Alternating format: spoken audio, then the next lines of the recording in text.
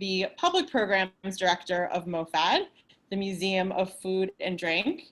Unfortunately, we can't all see each other tonight like we would if we were in a public space together, but we feel you and we are so glad you're here, and there's going to be a lot of people joining us tonight, which is really excited. I'm sure there's people who've been to MOFAD programs before, and probably a lot of you who maybe have read some of our panelists' work, have followed them, are just really interested in this topic, and are joining us for the first time. So whatever your reason is for joining us, thank you so much. We're so excited to be with you.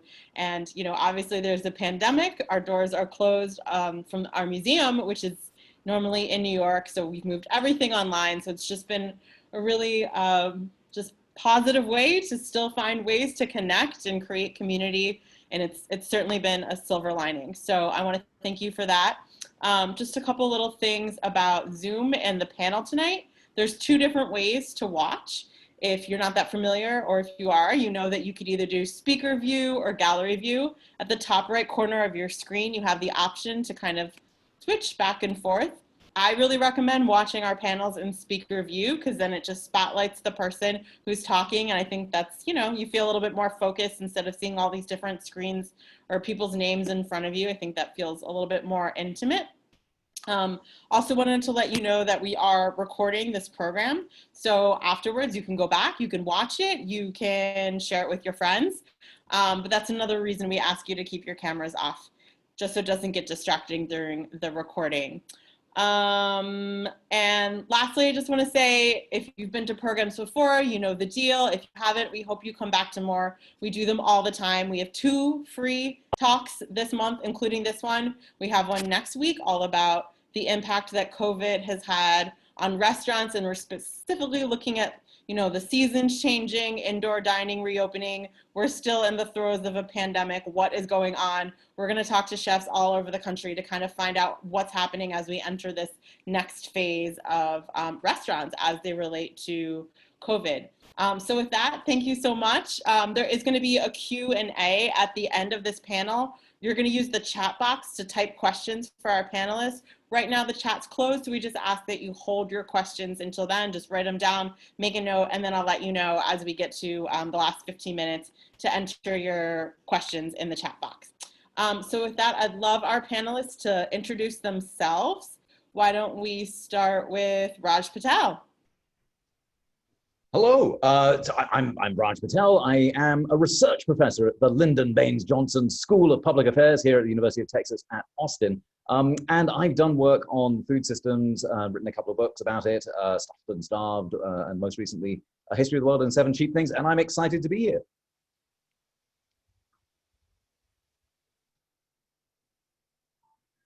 Sorry about that, I was muted. Okay, thank you, Raj. How about we go to Jim Goodman? Thank you. Good evening, everyone. Thanks for joining us. It's nice to be on this esteemed panel.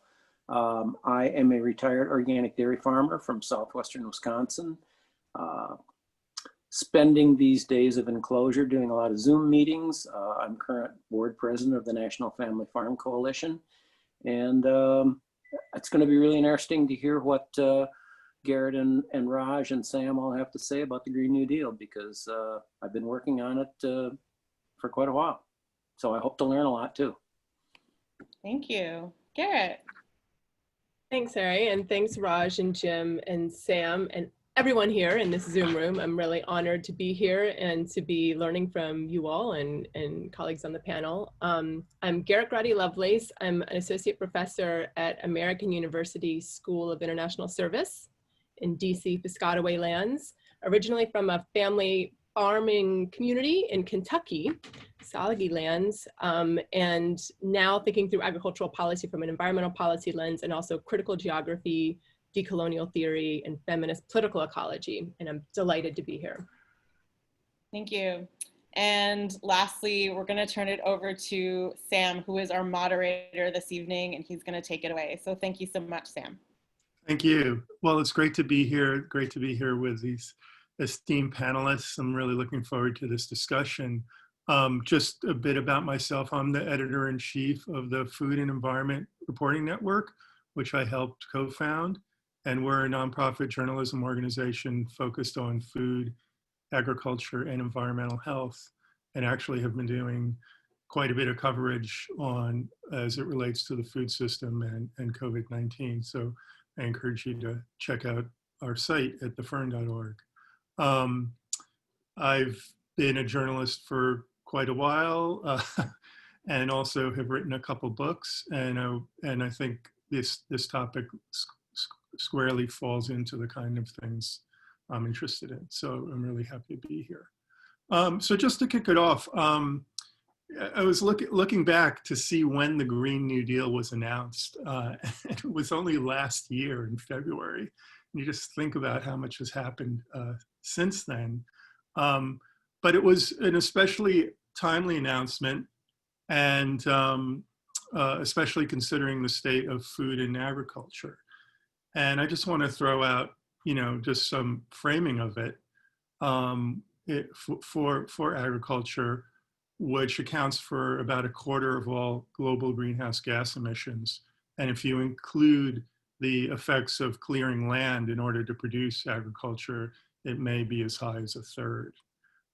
Just the way we have worked with the soil and tilled it and lost carbon within it has accounted for about 1/4 of all man-made emissions since the Industrial Revolution.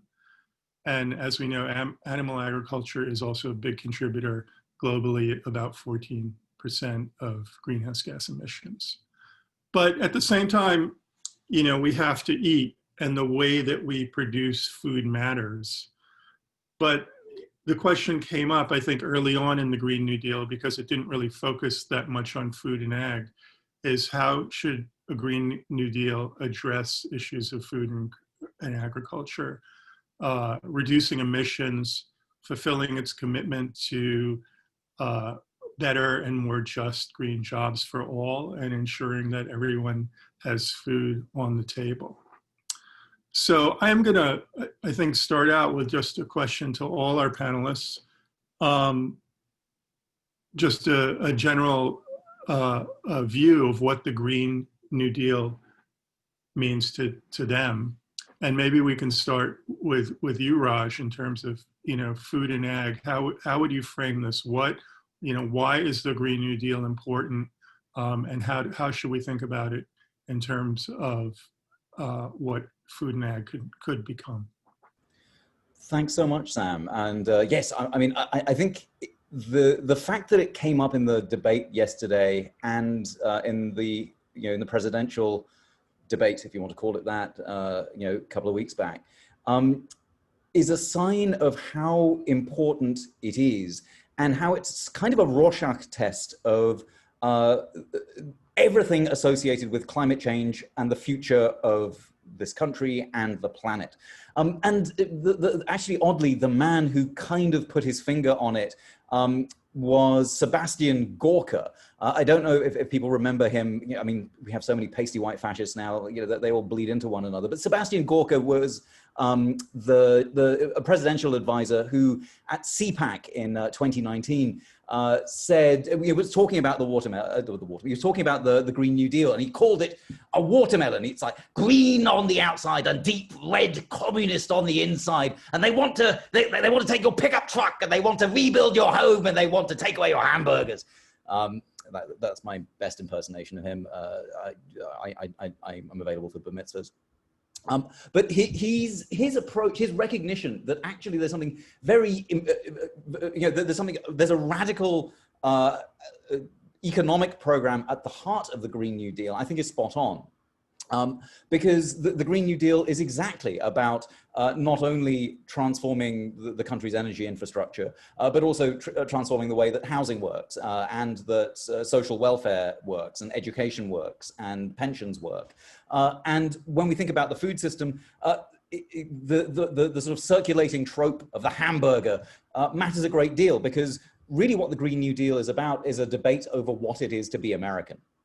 There's nothing more American in that way than a hamburger, and the ways that candidates have contorted themselves to be very pro-hamburger, but having different views on the Green New Deal, I think it sort of exemplifies the discussion around the Green New Deal as being a debate about the soul of the country.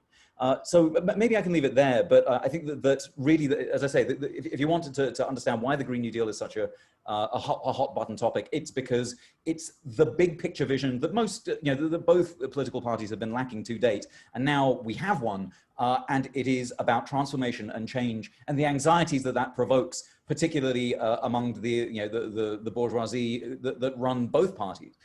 And you can see the tension in the Green New Deal play out at every different level, precisely because it is a radical transformation that we need in order to meet precisely the things that you were talking about, Sam, in terms of addressing these vast sort of climate overshoots that we have, particularly coming from agriculture. Yeah. And Garrett, I wonder if you could weigh in with sort of your view and your perspective on it. Yes, thanks, Raj, and thanks, Sam. So I was rereading it, and I also was struck by how ambitious and audacious it was, and yet it has to be that big and bold to match the bigness and the boldness of the disasters and the crises that are converging currently. So it's impressive just for its kind of sweeping transformative goals. It's not a little reform to the farm bill. It's not path dependency, little micro tweaks. So the transformational aspect is so heartening and inspiring. It really speaks to the midterm election that it followed after, which was quite pivotal. Even just being in DC, you could feel how powerful that midterm election was in late 2018, 2 years ago. And so it really speaks to that and all the potential of these new people in Congress and this built up frustration with the hegemonies that are in DC and in policy. That being said, it is focused on industry, and it's focused on industrial transformations and infrastructure, which relate directly to ag, but it needed to be fleshed out on the agricultural front. It's a little thin on the agriculture front. I was just reading, it was on, Section G on page 8 is where agriculture first gets going. The first 7 pages don't even really mention agriculture. So working directly with farmers and ranchers in the US to remove pollution and greenhouse gas emissions from the ag sector as much as is technically feasible, including supporting family farming, very vague, vague, by investing in sustainable farming and land use practices that increase soil health, and 3, by building a more sustainable food system that ensures universal access to healthy food. So these are all, irrefutably good, and yet I feel like it's just the preliminary layer and the fleshing out of what that would mean in terms of what would it take to really redistribute land wasn't really talked about, really support fair farm gate prices for farmers. So I think it's exciting, but comes maybe from an urban perspective. So it really needed more of an agricultural knowledge, I think, to flesh it out. Yeah, and Jim, are you done there, Garrett? Or I can ask. There's more to say, but I feel like we have an hour together. I'll move on to Jim, and maybe we can get that farm perspective, because one thing I'm struck about Garrett reading some of the text of the Green New Deal is a lot of those phrasings or tropes have been used by, big ag as well to describe what they do as, as sustainable, as, feeding everyone. Everyone can sort of come up with the same language, but these are vastly different approaches. And Jim, I'm wondering if you could unpack that a little bit for us, like what are the approaches that we're talking about? Well, I'm not sure I can unpack it completely, but I can try, at least from my perspective of having lived in rural Wisconsin all my life, basically. And I think like Garrett mentioned, the Green New Deal was rather vague, and a lot of people didn't really know what it meant. And a lot of people said it's not all there needs to be so much more. And I think food and agriculture was one of those parts in the beginning that was not touched on very much. Obviously, energy was the big issue. Solar energy, wind energy, anything renewable, and getting rid of fossil fuels. I've also been involved in rural electric co-ops for 30-some years. And way back when I first got involved, I said, we really need to think about some kind of renewable energy, because this coal burning thing is eventually not going to work anymore. So I think if you look at the energy part is related to rural areas, yeah, we use a lot of energy. Big farms use a lot of energy, all the transportation involved in shipping food across the country, the 1,500 miles. The folks that live in urban areas think you have problems with mass transit. Well, we have no mass transit out here. It's, you drive a car, that's all you can do.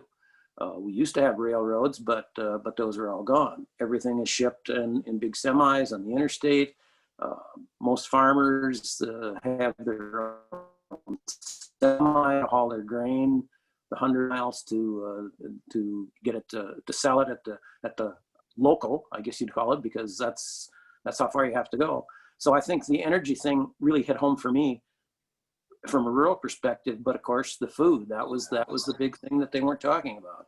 And having farmed for 40 years, about half of it as a conventional farmer and half as an organic farmer, I really saw how sustainable agriculture, as we used to call it, made sense. And of course, Sam, you mentioned that a lot of big companies have now co-opted that term. I think Monsanto has billed themselves as the sustainable leader in agriculture. So most of us don't talk about sustainability anymore because that term has been totally co-opted. One thing about the Green New Deal is that it's very nonpartisan, as we saw in the debates, that both parties were mentioning it and not in a very positive light. But if there's any salvation in that, maybe it's that term will not be co-opted. Nobody's going to jump on the Green New Deal unless they really believe it. There isn't much way that they can change all the parts, the intricate little parts of the Green New Deal to suit themselves. So I think that from the food and farming sector, we not only need to change the way we farm, and while we don't want people to take our hamburgers away, I think certainly people should be thinking about eating fewer hamburgers. And I think we need to start growing more of our own food. You know, we are spectacularly good at growing corn and soybeans and putting them on the world market, but we're not so good on fruits and vegetables, which we import, you know, almost half of a lot of our fruit and vegetables. And when we make that switch, when we get away from the commodity crops and maybe put more land back into pasture and permanent cover, we also clear carbon, which is another part of the Green New Deal. Not just producing less, but sucking some of it back out of the atmosphere. And there's no better place to do that than in soil. And any organic farmer that has been at it for a while and knows how it works will tell you that organic farming methods sequester more carbon in the soil. And the more carbon you have in the soil, the better your crop yields. And you know, this fallacy that conventional farmers out-yield organic farmers, not really. We can grow just as good a crops as any conventional farmer once you learn how to do it. And you know, it's kind of, and I'm sure Raj is going to talk about the original New Deal later, and how we need to go back to some of those programs. It's the same in farming. We need to go back to some of the ways that my father and my grandfather farmed because it actually worked. And it's a very vital part of the Green New Deal because, as I said, not only do we need to produce less carbon, but we need to suck it back into the soil where it belongs. And I think that that's one of the real strengths of a strong agriculture part of the Green New Deal. So I will leave it there. Okay. Well, I'll throw this out. It kind of leads on to that. And you mentioned it. I'm wondering if you were frustrated that, you know, that agriculture wasn't, you know, better addressed in the Green New Deal, and you know, whether that's indicative of sort of a lack of understanding of the role that agriculture can play both, or that agriculture plays both as a carbon emitter and a potential carbon mitigator. That, you know, that, and I'll you know, throw this out to all of you. You know, do you have a sense that these issues were essentially on the back burner? I mean, I'll step in there just to observe how this Green New Deal is a bit different from the other one. without treading on Garrett's toes, because Garrett knows a lot about the original Green New Deal. Her scholarship on this is exemplary. But this Green New Deal came about really in a rush. It was pulled together in really, maybe half a week by folk associated with the Sunrise Movement and Data for Progress and a few other fantastic groups in DC, timed for a launch where AOC would sign on to it and help launch it into the stratosphere. And as such, and I'm very glad that Garrett reminded us that it's possible to read the original document. When you read the original document, it's very much a promissory note. There's very little in there. And it's very interesting that the call for a Green New Deal itself calls for a Green New Deal movement. And that's something that's very odd, that you would write legislation calling for a movement. But that points to a theory of change that I think is quite important here, that in the Green New Deal as it is officially legislated right now, what it's asking for is for folk to organize to make things happen. A mobilization they use in the legislation, mobilization. Well, so in fact, let me throw it to you then, Garrett, because I think the mobilization that this Green New Deal is in the process of seeing stands in some very interesting contrast to the original New Deal and the process that came about. And I wonder if maybe you can help us understand that. So if I could just interject, I mean, what you're suggesting is it comes to a very highly democratic framing of this effort. And yeah, Garrett, if you want to. Yeah, key point, and not to ever interrupt Raj, but even the fact that they were using the word mobilization, I think is quite powerful and speaks to a theory of change that got them into office. These are powerful, legislators, and so that's a very interesting political analysis woven into the policy itself. On the original New Deal, and most people, you all already know this, but in the Green New Deal, it talks about the reference as being World War II. And the New Deal. Isn't that interesting? It talks about that as the reference point. And I feel like that was kind of hearkening some kind of, heyday of Americana superpower status. But then they say the heart of the kind of power of the US at the time was its middle class. It had such a robust middle class. Granted, it was gendered, it was white, it was male, so it was not for everyone, but there was a middle class in the way that right now we're just in like outrageous disparity, and in the 20s there was outrageous disparity. So they're kind of trying to reference a reference point at World War II, but actually the origin of this was World War I. And this is a very important history of the original New Deal, is that World War I, Europe is in the trenches fighting each other, not in the fields growing their wheat. And so the USDA really encouraged, incentivized, maybe even coerced, but largely incentivized the farmers of the US to plow up the prairie grass, plow it up and plant wheat to ship to the Allies to prove our geopolitical might and to make money. So the farmers, when prices are high, what do farmers do? They plant more. So they just plowed up prairie grass, kept plowing and tilling and growing annual wheat. They dug up all of those deep, enormous 25-foot root systems and planted little, annual root systems of wheat, and prices were good. So they kept on going. Then by 1918, 1919, Europeans left the trenches, those who survived, went back to their fields and started growing their own food. And of course, then there was way too much wheat on the global market, and the prices collapsed in 1919. And what do farmers do when prices collapse? They grow more because they took out a lot of loans and they got stuff to pay. And so they were just kind of ramping up production in times that were good and times that were bad. So by 1920, prices had collapsed. There was an economic fallout in rural America, and all of these farmers went to DC and demanded assistance. They were saying, like, we can't individually regulate the supply demand. The supply demand logic does not work for agriculture if we're all competing with each other in the US and then competing internationally. It's a race to the bottom, and it's collective suicide. And of course, then the Dust Bowl happened, which was the kind of original ecology of the prairie grass. All of that plowing led to a massive topsoil erosion. So for ecological reasons and for economic reasons, the Farm Bill began. And that was part of kind of the New Deal agriculture, was the Farm Bill, the Agricultural Adjustment Act of the 1930s, 1933, and then 1938.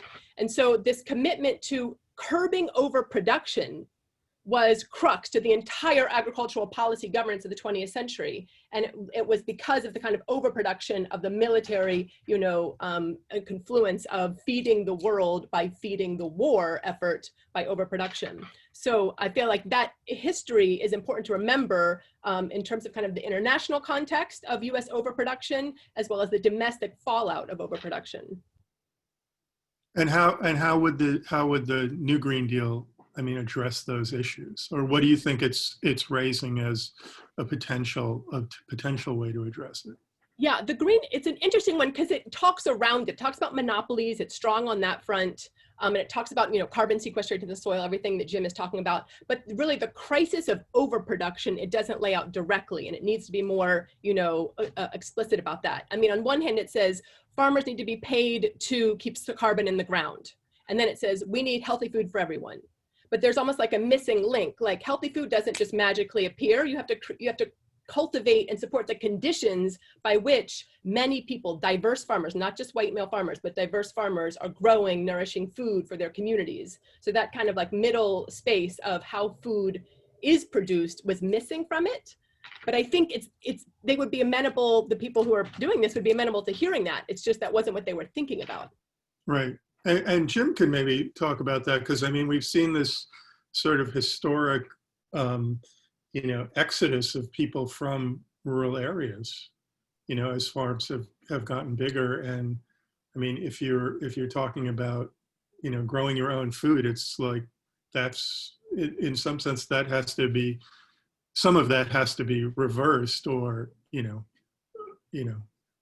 people need to come back, or, I don't know. Jim, what do you think about that? Well, obviously there are a lot fewer farmers now than there were when I started 40 years ago.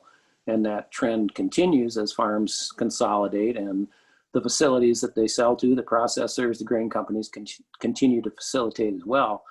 And some of that's going to have to be walked back. We're really have to talk about land reform, because I think if you want people to stop growing corn and soybeans and start growing crops that people eat or put pasture in, somebody who's been making their living for the last who knows how many years with 10,000 acres of corn and soybean rotation, they're probably not going to be planting vegetables. But there are a whole lot of young people that want to get into farming, but they have no access to land. They can't afford it. They can't carve out a piece. And so government programs are also going to have to make that possible. They're going to have to figure out a way to get more people back into farming, specifically the young people that really want to do it. And hopefully there are enough good farmers who can mentor them, because it does, it's not something you just decide I'm going to farm and go and do it. And I think that has to be part of it as well. I think there needs to be, we used to have a pretty good extension service that's been eroded over the last number of years. And those were trained agents in every county who helped farmers when they had problems, helped farmers when they had questions that needed answering. Granted, the ones that are left are probably well-meaning, but corn and soybeans is what people grow. And so we need a new generation of extension service to get young farmers back in the business and make them profitable. And again, Garrett talked about the plowing up of the Great Plains. That's going to have to be put back into grass like it was to be. I tend to think that it will kind of happen on its own eventually, because you can't keep drawing down the groundwater for irrigation forever. We're going to see the same thing, I think, in the Central Valley. So some changes are going to happen without government programs, but I think we would be well advised to put good programs in place before that happens and we get into a crisis situation where, we have another dust bowl. Yeah. Well, and then you have the irony that in the midst of a changing climate and extreme weather, sort of the approaches that we've taken in the past are, sort of accelerating the problems that we're facing. You talk about loss of topsoil and loss of groundwater sources, pollution of groundwater. And these are things like we write about you know, all the time. And I'm just wondering, sort of, how do you? I think it's really good to sort of talk about that vision, but what does it take to kind of flip that switch, if it's a switch, or what does it take to build this movement like that Raj was talking about? As, you know, and maybe especially in the context of, you know, rural America, or, you know, a farming you know, electorate that is overwhelmingly opposed to these ideas. Does anybody want to jump on that one? Well, I guess maybe you're kind of thinking about me, because rural areas are supposed to be reliably Republican, and that's probably pretty true. I think that in the last year, in the last several years, but in the last year, with the fires in the West and the derecho in Iowa and the flooding that has been happening consistently, farmers are saying, yeah, there is something different. Things are changing. So, you know, environmental problems like that do make people think. They do perhaps get them started on the route to making changes. I think a lot of farmers like myself switched to organic because we thought it was a good thing to do, but a lot saw a better price, and farmers are always looking for a way to make the better price. And if you can do it farming less acres, a lot of them would probably consider that might make sense. I think in my neighborhood, I've seen farms right across the road from one another that basically the same soil type, you know, flat land. You get all these rains, and the organic farm doesn't lose much soil, where the conventional farm, they have to come and dig the ditches out with a backhoe because so much soil washed off the field. So I think farmers realize that maybe the bill of goods that we've been promised of, you know, from chemical companies and university research isn't working quite as well as it was supposed to. And I think we can see it in, for example, some of the genetically modified crops that one farmer sprays something on his crops and the other farmer's crops are not tolerant to that, and they get killed out. So you have farmers that are both conventional, both using basically the same type of farming, but it's incompatible because they're not buying the same types of chemicals. And of course, the chemical companies would say, well, just buy the same chemicals and plant our crops, and everything will be fine. But it doesn't work. As the markets get flooded, I just read in some farm magazine today, they're looking for the lowest corn prices in years because it's been a good growing season. So what do farmers do next year? Like Garrett said, we'll plant more. We'll put more fertilizer on, get a better yield. That's all you can do. So I think these natural disasters and farmers that just are starting to diverge on opinions between themselves are probably going to start making some changes. I wonder if, Sam, I can do something we didn't see yesterday, which is to try and answer your question. The question you've asked is about organizing. It's not, do Americans want this? Because poll after poll suggests that Americans are kind of into the idea of decent healthcare and affordable, college tuition that's affordable or free, and a range of the things that form part of the Green New Deal. People are kind of into. So, but the question you asked is not, do people want this, but how do we get it? And I think Jim's been very modest. He's the president of the National Family Farm Coalition, which is one of the many organizations that is pushing for transformation around this, with a philosophy of organizing from the bottom up. And I think that's what's interesting about this moment with the Green New Deal. Just as a callback to the way that I do think it is about what is America. And the original New Deal came about largely through labor militancy. If you look at the number of strikes that happened through the Green New Deal, the New Deal years, they went up all the way up to the beginning of the Second World War. The number of strikes went up and up and up and up, not because FDR was writing fantastic policy and people were pissed off with it, but because the policy itself was the result of skirmishes between labor and bosses, for example. And in those skirmishes, some groups were absolutely marginalized and compromised over. So, for example, women's rights were turned into states' rights under the original New Deal. There was no sort of federal rights for women. Women had to petition individually for what men got given automatically, is the phrase that Ruthie Gilmore uses. But you know, we saw that. We see landless farmers and tenant workers, particularly in the South, and particularly black farmers being marginalized. We see obviously indigenous communities ridden roughshod over. And this time round, there's a lot of work being done, for example, around the Red Deal. Not the Red New Deal, because you know, they haven't been, you know, the New Deal was neither for indigenous communities. But the Red Deal is about frontline communities taking leadership and talking about the ticklish subjects that, for example, Jim mentioned, like land reform. But this is also a union organizing moment, because 7 of the 10 worst paying jobs in America are in the food system. And the epic sweep of hunger through America right now is something that can be fixed by raising wages, so that we can afford to pay farmers and farm workers wages that allow food to be grown with dignity. So there's definitely a movement side to the Green New Deal, where there's lots of room for, as Garrett mentioned, you know, this mobilization. But it does have to be movement driven. None of this gets given for free. We've just had a Republican senator talking about, well, this isn't a democracy, this is a republic.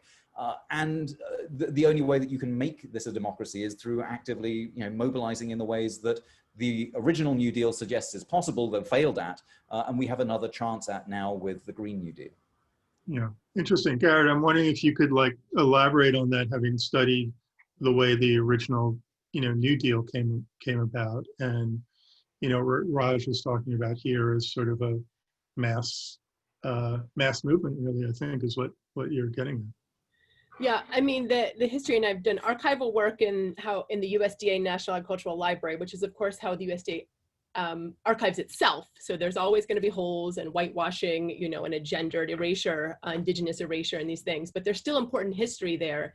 And the important history is that there was radical farmer groups that were staging strikes. They said, we're actually going to do work stoppage. We're not going to farm anymore until we can be sure that there's a farm gate price that covers our cost of production, that we won't have our farm lost. You know, the foreclosures, the bankruptcy were mounting. This is actually before the Great Depression. It actually catalyzed the Great Depression, was the depression in the rural areas first.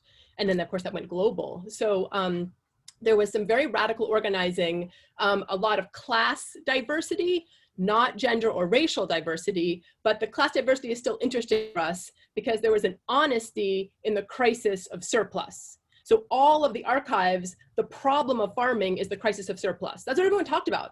The Farm Bureau president talked about it, the Republicans, the Democrats, the rich people, the working class, this crisis of overproduction economically and ecologically and internationally was common knowledge. That's what all governance built off of. So it was kind of like a question of governance, was how to curtail that overproduction. And then of course, as the years went by in World War II, then it became a matter of deploying surplus. And so the US rose to superpower status as an empire really in the 20th century by deploying surplus as food aid, which was just market creation, you know, in the kind of the post-colonial setting, and kind of a broader Cold War. It was a way to pull countries that were getting rid of colonialism to the capitalist side and not the communist pull, you know, in the broader kind of geopolitics of the Cold War. And Raj, you know, and Jim have written about this. So I think the amnesia about the problem of surplus and overproduction is what's so shocking. Neoliberalism erased it as a problem.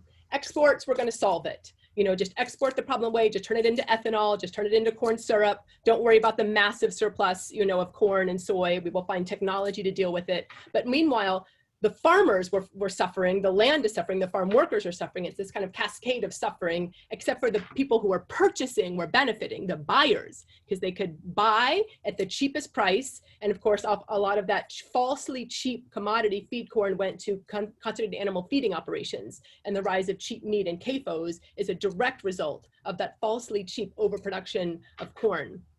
Right, but now we have the situation of still, you know, high production. I mean, farm subsidies are at a record level. They've never been higher than they were this year. Something like a third of farm income is directly a result of government payments. And so it's, you know, if you're overproducing or if your crop fails, it doesn't really matter. You're essentially getting paid regardless. And so, I mean, that seems to be at the heart of the system. Is it? Yeah, I can kind of pass the mic to Raj and Jim. Yeah, that, super gendered, super racialized as well in terms of who benefits. yeah, I think the fact that we're producing so much commodity crops, and the only solution to get rid of them is to put them on the world market. And Well, I use them as ethanol. Well, that too. Yeah, but you're exactly right that the subsidies that farmers are getting are, I think this year it is about a third, maybe even a little more of their income, and we can't we can't expect other countries to absorb all this excess production, because that doesn't do their farmers any good. You look back at NAFTA, and the dumping of corn on Mexico is what drove Mexican farmers off the land and into the workforce here. So I think that, you know, if you look back at the New Deal with its parity pricing and production limits, that ensured that farmers would get a fair base price, and there was no overproduction to undercut that. If there was a good crop year, the government would buy it up in surplus and sell it out in a poor year, and the farmers made a decent living. We look at Canada with they still have a pricing system for milk that's based on a fair price for the farmers. They have production controls. It's not a perfect system by any means, but rather than look to adopt a program like that here, we try and crash their program so we can export, you know, a few million more pounds of milk. We have to look back to parity pricing and production controls if we want to ensure that farmers get paid a fair wage, and that we don't have this constant overproduction and more pesticides and fertilizers and soil erosion. So that's, in my opinion, that's what we really need to look back at the New Deal for, are those old pricing programs that actually worked. Yeah, and I'll weigh in here. I mean, that's not these days, that's not a particularly radical idea. I mean, even mainstream farm groups are starting to call for that. You know, controlling. They are. Yeah. So I think we're gonna start to move to questions from the audience, and Sari will. Yes, I am back. Thank you all so much for that wonderful conversation. I feel like we could be talking for hours about this and not run out of things to say, but we definitely want to give everyone a chance to chime in. So, okay, let's start with Debbie. Asks, is the US still overproducing wheat or any other crops? And if so, why? Is it all going elsewhere as aid, as Garrett just mentioned? Garrett, do you want to chime in here? Sure. At this point, really, from the neoliberal era on and the WTO era on, it's being exported. So it's the WTO arose, the World Trade Organization, as a way to prevent dumping, but actually it's just kind of made more loopholes for, you know, the bigger countries to do it, and then the smaller countries aren't able to protect their farmers from cheap imports. So a lot of it is exported, and really destabilizes farming communities and food system and food sovereignty around the world, as Jim and Raj have pointed out. But I mean, corn and soy are what are called flex crops. So they can, you know, be turned into like toothpaste or whatever, as well as most of the soy in the US, the vast majority goes to swine across the world, Chinese pigs.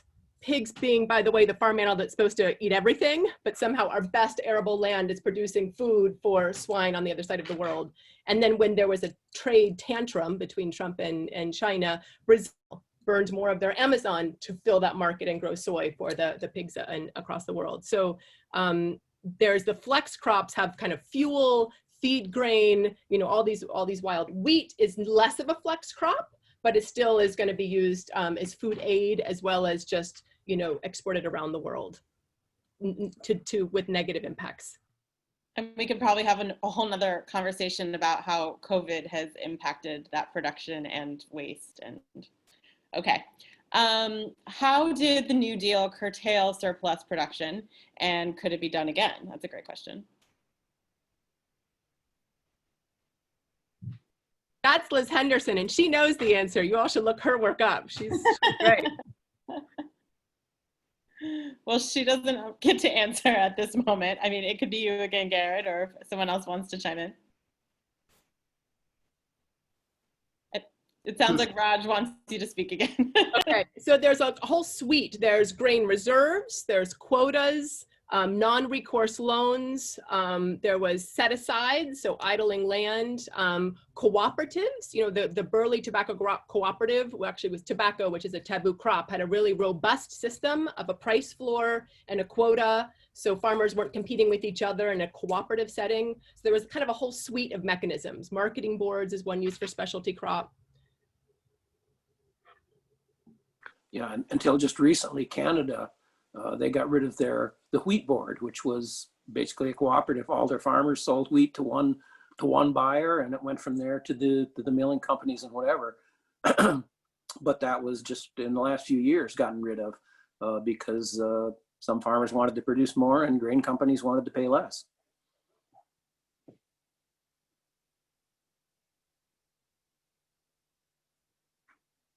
Raj, anything you wanted to add there? Oh no, but I'm stealing myself for the next question. So I want to. Okay, then this one is for you. What opportunity, yes, what opportunities exist to redesign commodity level subsidies to influence land use decisions by farmers? And thank you, Carter, for that. And I'm in fact going to bleed into Debbie Holloway's following up question, which was about, you know, how do we view the Green New Deal as an organizing opportunity? Because look, there are certainly ideas about paying farmers for carbon sequestration. That would certainly help shape decisions. And, you know, I mean, I think that's a discussion worth having. But that's a discussion that slots in very easily into keeping the Farm Bill kind of as it is and then adding a new program into it. And the opportunity of the Green New Deal is to throw the Farm Bill out. I mean, to keep the sort of victories that the Family Farm Coalition have fought for, and there's some good things in there, but generally it's a sop to industrial agriculture. And to move us to a food vision, a food bill for America, if you like.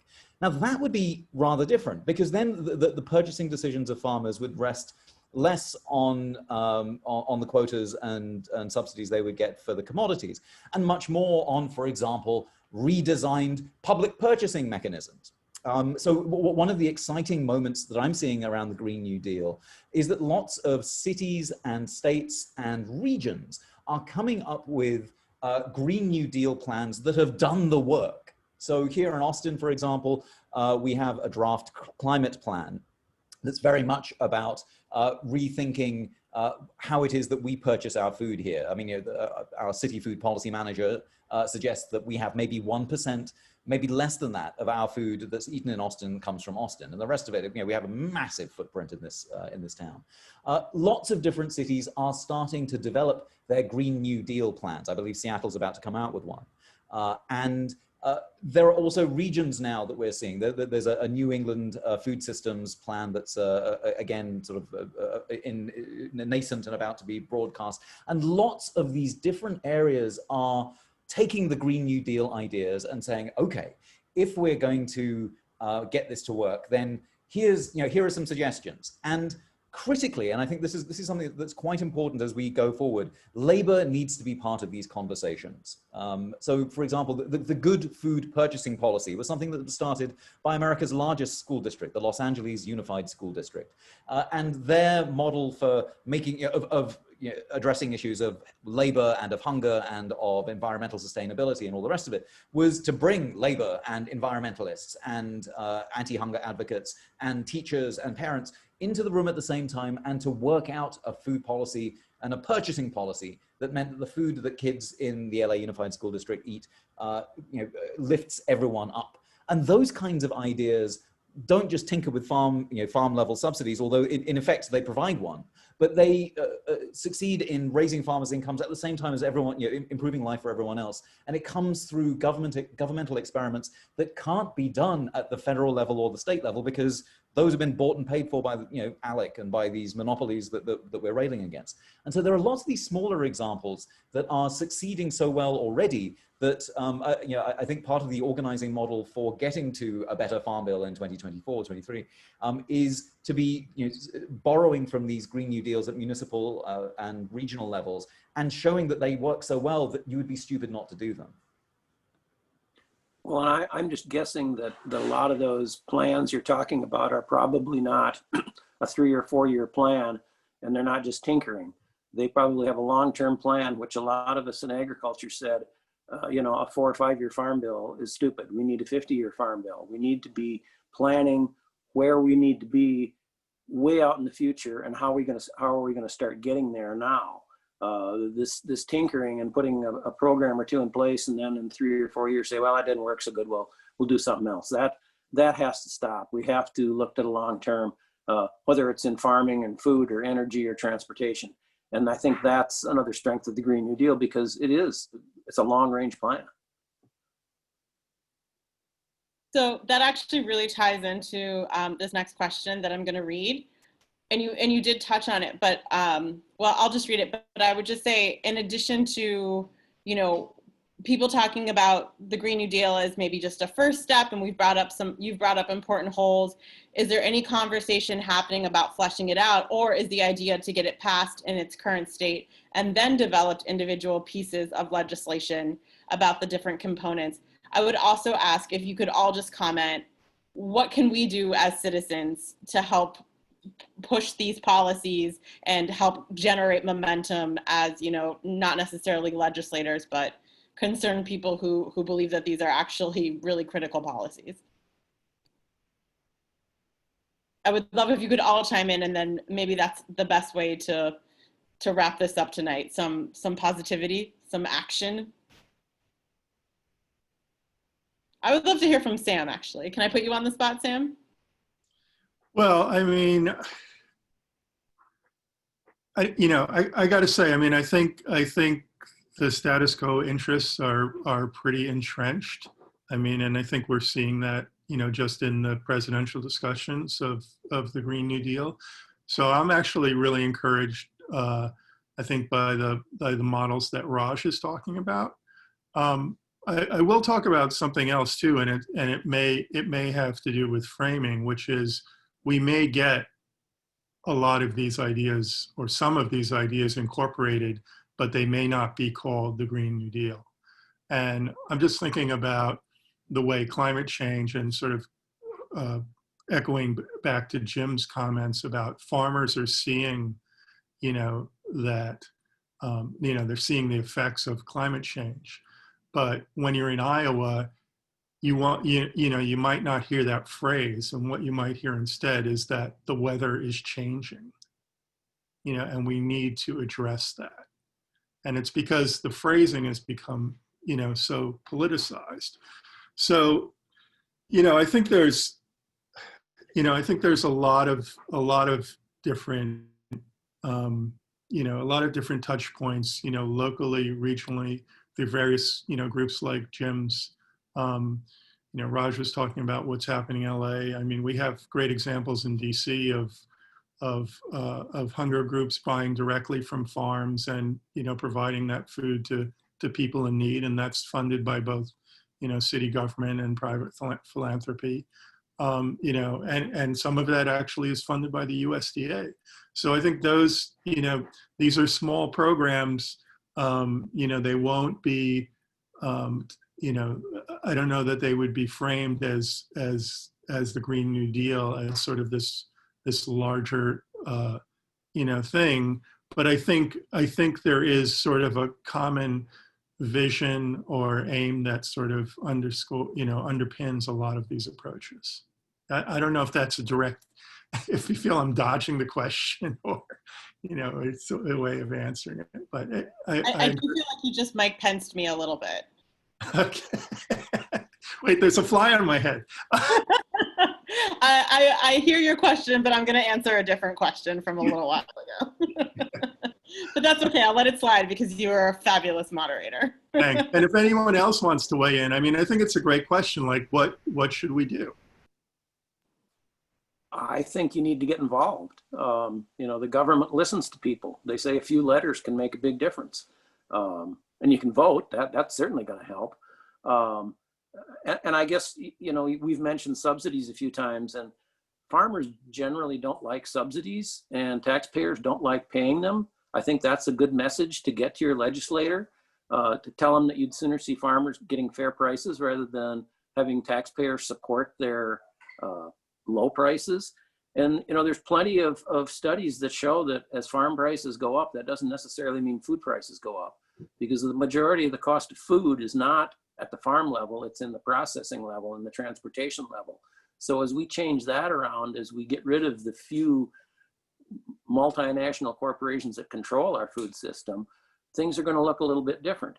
And again, farmers don't necessarily like subsidies. They'd sooner have a fair price. I don't think there's very many people would enjoy working 3 minimum wage jobs. They'd sooner have one job that paid them fairly.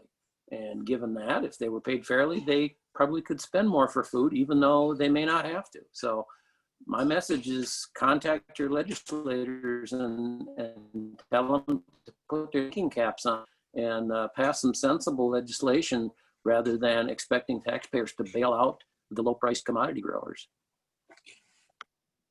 I'll agree with everything Jim said. And I'll say National Family Farm Coalition, NFFC.net, is a lead on this, because the farmer voice got co-opted by the Farm Bureau, you know, and by Cargill and by these commodity groups, when in fact the National Family Farm Coalition, Rural Coalition, even the National Farmers Union are really trying to think through this question from the perspective of farmer good and public good of agriculture, rather than just kind of like the corporate overlay. So I guess my final point in terms of this audience would be that agriculture is a public good. And so thinking about the price floor, a fair price being kind of a contract, really, like a farmer is given a fair price and also maybe health insurance, you know, and a good amount of land. And this is a diversified farming, not just the few who are farming now, but really radically, racially, gender diverse farmers. And in exchange, they take care of the soil, and they sequester carbon, and they grow nourishing food. We ask so much of farmers, if you think about what needs to happen in the world, that it needs to be treated like a lawyer, you know, or like a doctor, or like a really like important part of society, rather than just someone who maybe is gonna make it next year and maybe is gonna go bankrupt next year, and it's their fault. So I feel like a really kind of radical public good orientation on agriculture would have so many benefits. And along with a land redistribution and anti-racist lending, you know, from the USDA, and these are the kind of concurrent transformations that are needed.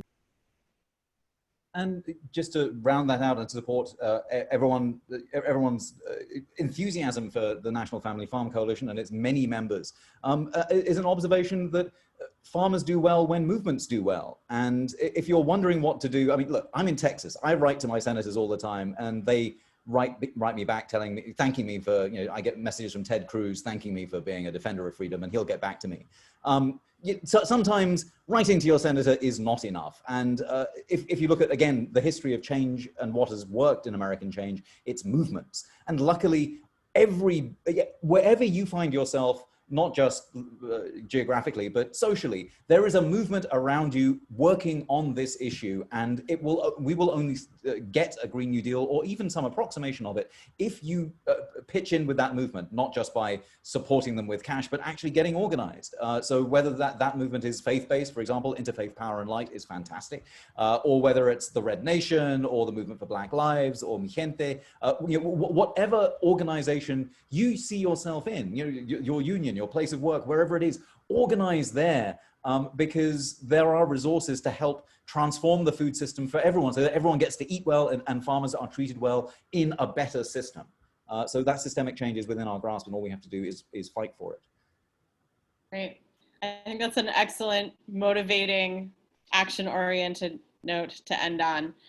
So thank you all so much, Raj, Jim, Garrett, Sam. Thank you, thank you. This was incredible. You're all just scholars and kings and queens in your fields of profession. So this was truly an honor.